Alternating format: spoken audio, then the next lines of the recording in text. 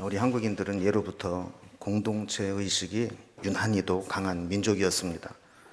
아마도 제가 생각을 해보니까 외세의 침략과 또 국난을 많이 겪으면서 이 우리라고 하는 이 공동체적 연대가 아니면 살아남을 수 없다라는 절박함에서 이런 연대감이 나온 게 아닌가 하는 생각을 하게 됩니다. 그래서 우리는 이제 우리라는 말을 참 많이 사용합니다. 예를 들어서 야, 우리 내 집에 가자. 이렇게 가는 사람은 거의 없습니다. 대부분은 우리 집에 가자. 이렇게 이야기를 하죠. 그래서 우리나라, 우리 회사, 우리 교회 이렇게 우리라는 말을 즐겨 사용합니다. 때로는 어법에 틀리면서까지 우리라는 말을 사용하는데 심지어 외국인들이 들으면 기겁을 할 만한 표현도 씁니다. 대표적인 것이 우리 마누라 이런 거죠. 우리라는 말 속에는 이 공유적 개념이 내포되어서 이 한국인의 정서를 모르는 사람은 우리 마누라 그러면 어떻게 당신 마누라가 내 마누라도 되는 거냐 이렇게 의아하는 생각을 가게 되는 거죠. 이렇게 우리는 우리라고 하는 개념이 공동체성을 가지고 이 내부적으로 결속시키는 장점이 있기 때문에 우리라는 말을 많이 사용을 합니다. 이게 우리라는 말은 참 좋은 말이긴 한데 여기에 이제 끼리라는 단어가 붙으면 우리끼리가 되어서 나쁜 의미로 변질됩니다. 그래서 우리가 남이가 사실 이런 것도 지역 감정을 부추기면서 우리끼리의 문화를 만드는 용어이기도 하죠.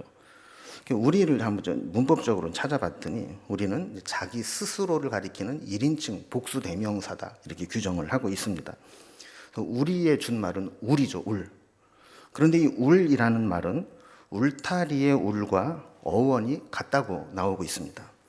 짐승을 울타리에 가둬두는 기르는 것도 울이라고 이렇게 부르죠. 그래서 1인칭 복수대명사의 우리와 울타리의 울과 또 짐승을 기르는 우리는 다 같은 어원에서 출발한 말들이라는 겁니다. 우리라고 하는 것의 공통적인 특징이 뭐냐 하면 그 안에 있는 것과 그 밖에 있는 것을 구분하는 개념을 포함하고 있다는 거예요. 그래서 우리는 양면성을 가지고 있습니다. 그래서 우리라는 이 개념은 그 안에 있는 사람들에게는 이 공감대와 연대감을 느끼고 소속감과 일체감을 느끼면서 아주 강한 유대감을 갖게 되죠. 그러나 반대로 우리라고 하는 울타리 밖에 있는 사람들에 대해서는 안에 있는 자들이 지극히 폐쇄적이고 이 배타적인 감정을 갖게 되는 치명적인 약점도 가지고 있습니다. 그래서 우리가 청자, 듣는 사람이 포함되어 있는 이 포괄적 우리와 또 듣는 사람이 배제된 배타적 우리로 구분이 된다라고 이야기를 하는데, 그러니까 포괄적 의미에 우리 다 품는 우리는 좋은 뜻이지만 배타적 의미로 우리끼리라고 되면 나쁜 의미가 된다라는 겁니다. 사실 우리도 자신도 모르는 사이에 우리끼리라고 하는 이 끼리 문화에 익숙해져 있고 우리 안에 결속력을 가지면서 다른 사람들에 대해 배타적인 마음을 가질 수 있는 함정이 우리에게도 있다는 것을 알아야 됩니다. 그래서 우리들 아군 아니면 적군, 내 편 아니면 다른 편 이렇게 편가르기를 하기가 쉬운 거죠.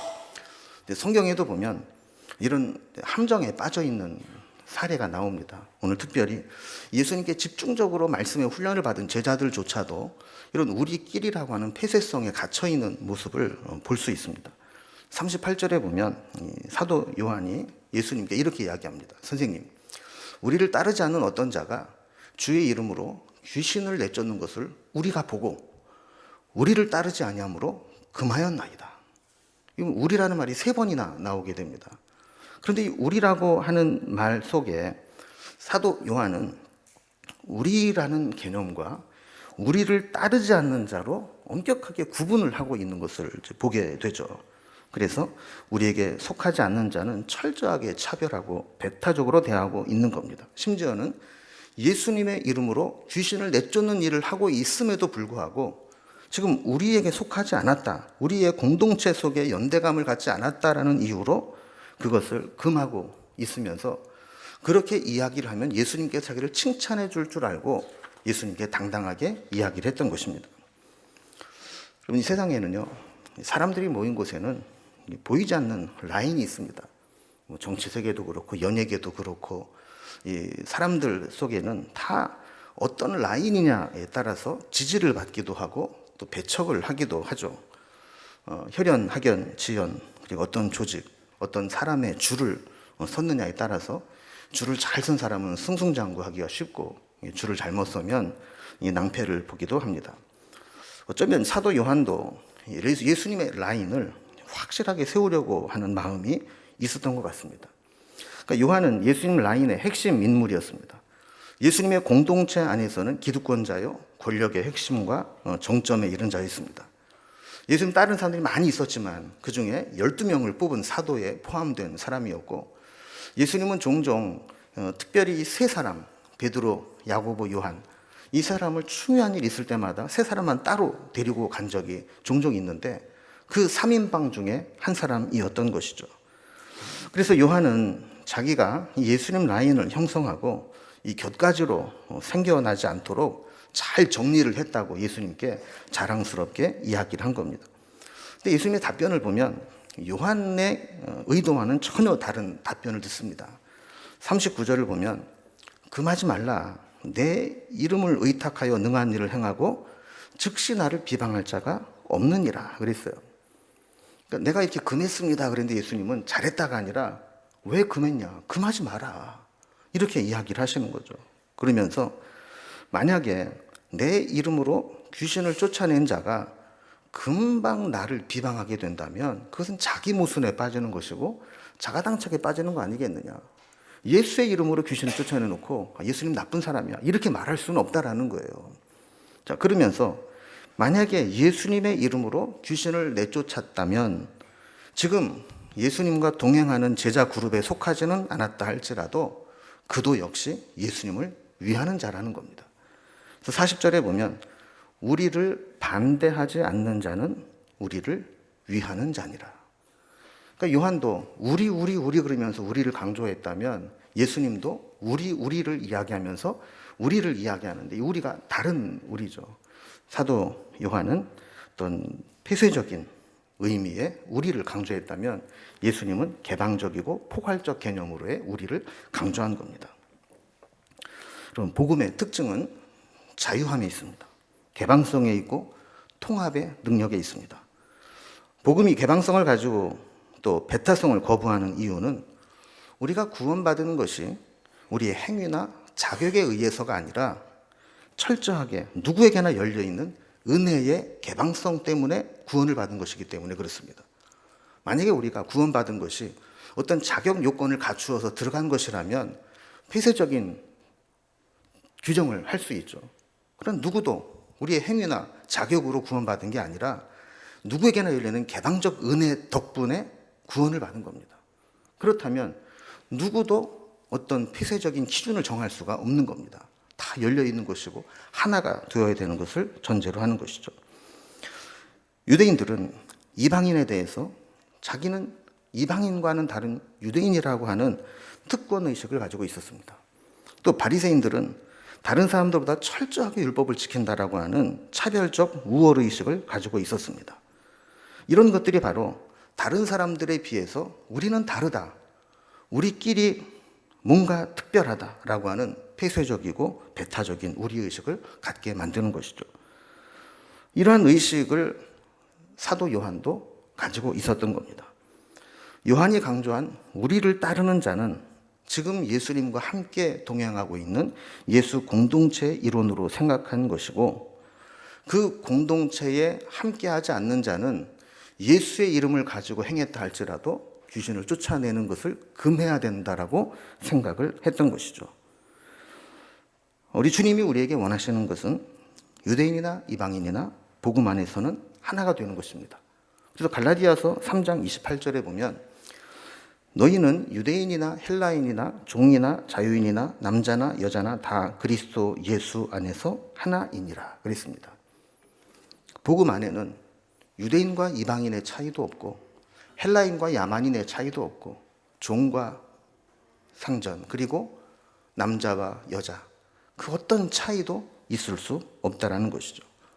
어떤 구분과 어떤 조건으로 대입을 해도 다 하나가 되는 것이 예수 공동체의 특징이라는 겁니다. 나와 일하는 스타일이 달라도 때로는 신학적 해석이 일치하지 않아도 어떤 가치관이나 세계관의 차이가 있어도 우리가 예수 안에 있다면 우리는 하나라는 의식을 잊어서는 안 된다는 겁니다. 그러면서 예수님은 우리에게도 남아있는 배타적이고 폐쇄적인 우리 의식에 빠져있는 제자들에게 우리가 가져야 될 포괄적 의미에 우리는 어떤 것인가를 설명하기 위해서 몇 가지 중요한 명제들을 우리에게 소개하고 있습니다. 첫 번째는 그리스도에게 속한 자라는 이유로 물 한 그릇이라도 주면 결코 상을 잃지 않을 것이다 라는 겁니다. 목마른 자에게 우리가 베풀 수 있는 최대의 호의는 물을 주는 겁니다. 평상시 같으면 물 한 그릇 주는 것이 그렇게 힘든 일이 아닙니다. 그러나 지금 예수님은 앞으로 예수 공동체 안에 닥칠 박해를 염두에 두고 이 말씀을 하고 있는 겁니다. 41절 말씀 다시 보면 누구든지 너희가 그리스도에게 속한 자라 하여 물 한 그릇이라도 주면 내가 진실로 너희에게 이르노니 그가 결코 상을 잃지 않으리라 그랬습니다. 여기 보면 그리스도에게 속한 자라 하여 그랬습니다. 이 그리스도에게 속한 자가 누구냐?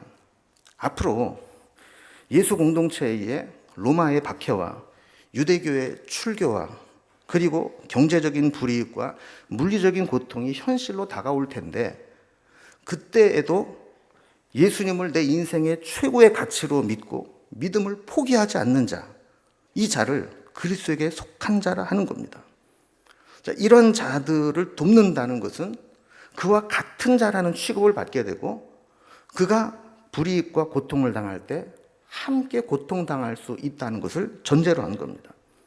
그럼에도 불구하고 우리가 같은 믿음을 가지고 있기에 우리가 다 같이 그리스도에게 속해 있기 때문에 하나라고 생각하는 자들은 내게 불이익이 있어도 그가 정말 목마를 때 물 한 그릇 주는 것을 기꺼이 하는 자라는 겁니다. 이런 상황을 이해하기 쉬운 영화의 한 장면이 있습니다. 우리가 잘 아는 대로 벤허라고 하는 이 작품은 사실 이 작가가 예수님을 이 작품 속에 녹아서 소개하도록 만든 작품이죠. 그래서 이 벤허의 주인공이 유대의 총독을 암살했다는 누명을 쓰고 이 로마에 끌려가던 중에 나사렛 마을을 지나가게 될 때 탈진해서 쓰러지게 됩니다. 그뿐만 아니라 이 죄수들 일행이 있는데 불쌍히 여긴 이 나사렛 사람들이 다 물을 주죠. 그런데 이 벤허는 반역죄, 로마의 총독을 죽이려 했다는 누명을 썼기 때문에 물을 주지 못하게 합니다. 누구도 물을 주지 못하게 하자 그는 결국 길거리에서 탈진해서 쓰러져 버리고 맙니다. 채찍을 들고 있는 로마의 병정 앞에 누구도 물을 줄 생각하지 못했는데 누군가 다가가서 그에게 물을 줍니다. 그게 예수님이죠. 복수심에 불타고 있었던 이 벤허의 마음을 움직이는 동기가 되는 게 바로 예수님이 되지 않습니까? 자, 이렇게 목마른 자에게 물을 준다라고 하는 것은 이렇게 물을 줄 때 내게 불이익이 온다 할지라도 나는 기꺼이 물을 주겠다라고 동질성을 갖는 것을 의미한다라는 거예요. 주님이 우리에게 원하시는 우리의 개념은 바로 이렇게 적극적인 개방적이고 포괄적인 우리 의식을 갖는 겁니다. 내가 함께 하기 때문에 설령 불이익을 당해도 같은 믿음을 가지고 있는 자들을 함께 하겠다라는 것이죠. 그럼 사실 많은 사람들이 아직도 이 편협한 우리 의식에 사로잡혀 있을 때가 있습니다. 교회 안에서도 내 편을 나누기 쉽고 나와 의견을 같이 하는지 누구 라인인지 누구를 중심으로 모이는지 이런 것들을 은근히 편가르기를 하면서 서로 견제하고 시기하고 하는 것들이 있을 수 있다는 것이죠. 주님이 우리에게 원하시는 것은 이런 폐쇄적인 우리끼리의 우리 문화가 아니라 우리는 열린 마음으로 개방적으로 다 하나다라는 의식을 가져야 예수 공동체가 형성될 수 있다는 겁니다. 두 번째 하시는 말씀은 작은 자 중 하나라도 실족하게 하면 연자 맷돌을 목에 메어 바다에 던지는 것이 낫다라는 말씀입니다. 물 한 그릇을 필요한 자에게 주는 것이 어떤 적극적인 연대감의 표현이라면 실족하지 않게 하는 것은 소극적인 연대감의 표현이라고 할 수 있습니다. 42절을 보면 또 누구든지 나를 믿는 이 작은 자 중 하나라도 실족하게 하면 차라리 연자 맷돌을 그 목에 메어 바다에 던지는 것이 나으니라 그랬습니다. 그 하나 되는 것을 가로막는 가장 큰 요인이 실족하게 만드는 겁니다. 이 실족이라는 말은 문자적으로 말하면 발을 헛디뎠다라는 뜻인데, 발을 헛디디게 되면 넘어지고 다치게 되죠. 그러니까 작은 자가 실족한다라는 것은 상처를 받고 믿음에서 떠나게 되는 것을 의미하는 겁니다. 작은 자는 누구일까요? 상처를 받아도 방어할 능력이 없거나 맞대응할 수 있는 힘이 없는 약자를 의미합니다.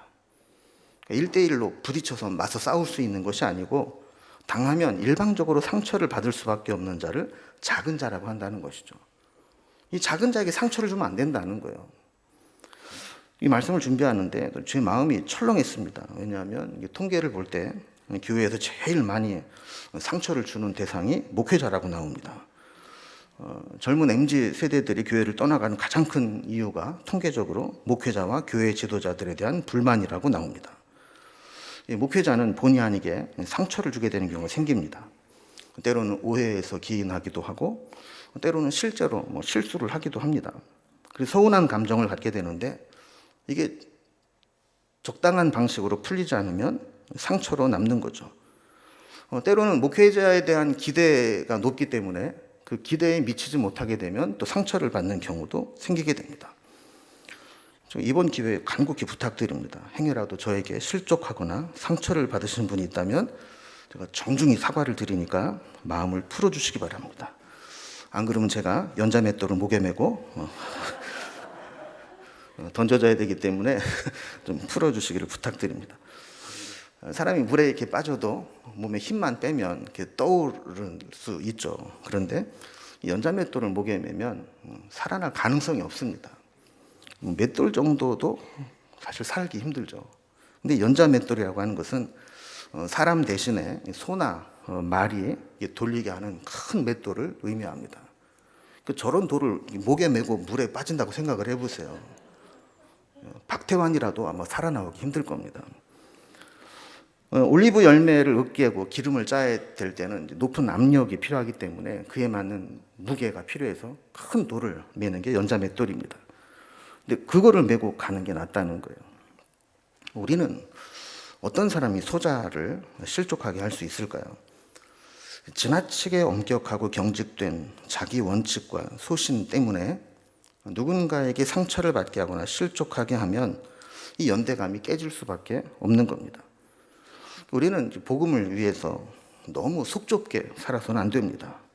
믿는 사람들이 잘못하면 옹졸하고 째째하게 상대방을 판단하고 정죄하기 쉽습니다. 여러분 좀 마음을 좀 넓히시기 바랍니다. 저도 기도 제목 중에 하나가 그거예요. 하나님 제 마음이 좀 넓게 해주세요. 다 품을 수 있게 해주세요. 이런 기도를 하게 되는데요. 그럼 너무 편협하고 경직되게 판단을 하게 되면 우리가 하나가 되지 못하게 되는 거죠. 그래서 복음의 본질에 관한 것이 아니라면 자유함과 유연성을 갖는 훈련을 지속적으로 해야 됩니다. 이런 유명한 말이 있습니다. 본질에는 일치를, 비본질에는 관용을, 이 모든 일에는 사랑을.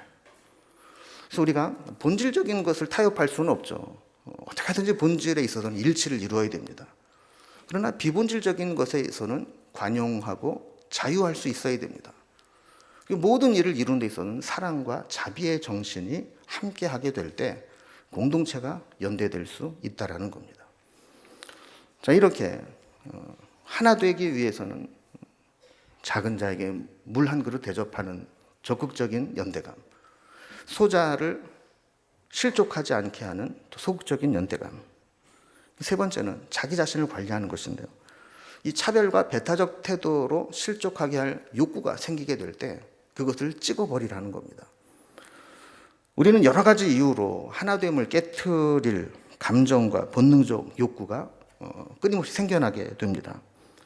그럴 때 우리는 어떤 희생과 자기 손해를 감수하고서라도 이러한 동기를 제거해야 된다는 거죠.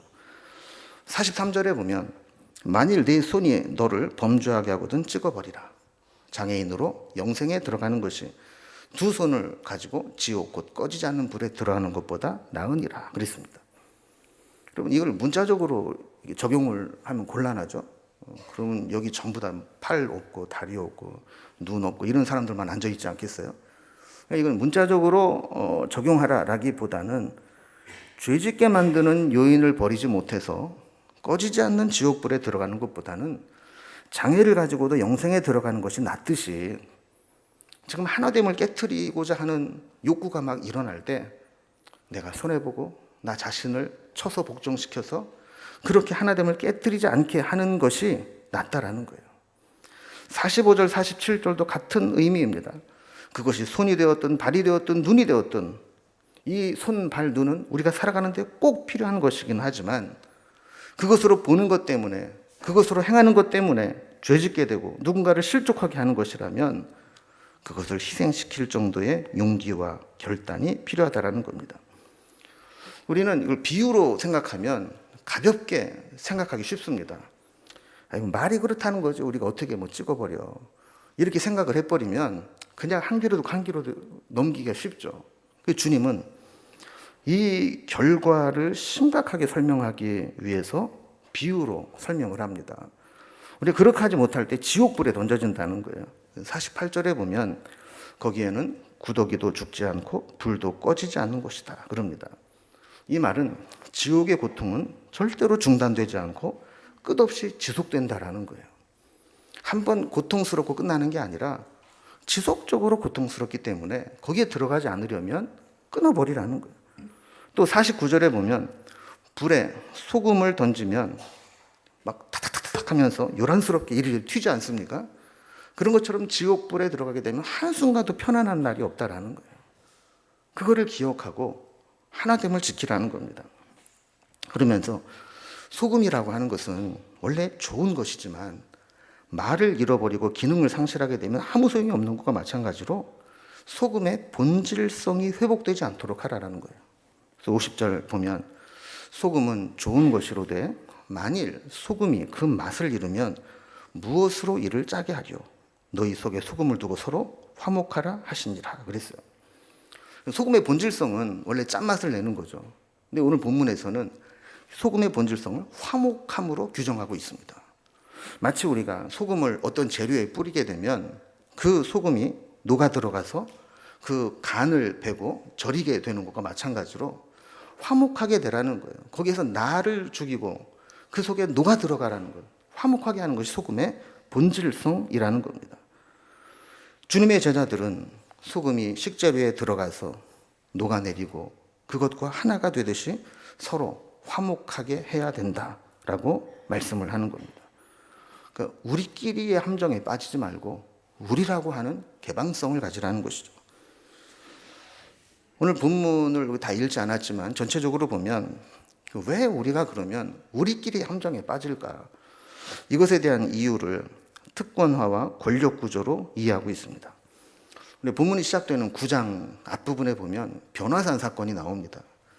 이 변화산 사건에 올라갔다가 내려올 때 이 나머지 제자들에게 어떤 한 사건이 있죠. 어떤 사건입니까? 어떤 사람이 귀신 들린 자기 아들을 데리고 와서 남아있는 제자들에게 이 아들에게서 귀신을 내쫓아달라고 부탁을 합니다. 그런데 예수 공동체 안에 있는 핵심 멤버들인 제자들이 이 귀신을 쫓아내지 못합니다. 그런데 여러분, 오늘 본문을 시작할 때 사도 요한이 어떤 문제를 가지고 나왔습니까? 우리에게 속하지 않은 자가 예수의 이름으로 귀신을 쫓아냈기에 금했다라는 거예요. 그러니까 보세요. 우리는 핵심 멤버인데 못하는 일을 우리에게 속하지 않은 자가 행했다 하는 소식을 듣게 될 때 영적 시기심이 발동을 했고 자기 자신을 어떤 특권화하고 권력 구조로 인식하고 있었던 요한은 그거를 용납할 수가 없었던 겁니다. 여러분, 우리도 주인 의식을 갖는 것은 좋은데 주인 행세를 하거나 어떤 특권 의식을 갖거나 기득권화된 의식을 갖게 되면 그것이 우리끼리의 문화를 만들 수 있다라는 겁니다. 그렇게 되면 새로운 사람들이 이곳에 와서 함께 하나가 될 수 없고 그것이 장애가 될 수 있다라는 거죠. 그래서 우리는 오늘 말씀을 통해서 우리 속에 남아있는 우리끼리의 문화와 의식을 걷어내고 누구나 복음 안에서 하나가 되었고 누구나 복음의 본질을 고백하는 한 우리라고 하는 울타리 속으로 들어올 수 있도록 개방적이고 포용적인 자세를 가져야 한다는 겁니다. 우리가 자칫 잘못하면 편협해지는 것을 믿음 좋은 것이라고 오해하거나 착각할 수 있습니다. 그래서 때로는 무례한 기독교가 되는 것처럼 비춰질 수 있는 것이죠. 내 믿음만이 최고고 내가 가진 믿음에 동조하지 않으면 악한 자라고 규정하는 그런 편협한 우리끼리의 우리 문화는 결코 예수님의 공동체를 만들어갈 수 없다라는 겁니다. 말씀을 정리합니다. 우리라는 말은 참 좋은 말이지만 여기에 끼리가 붙어서 우리끼리가 되면 그것처럼 고약해지는 것은 없습니다.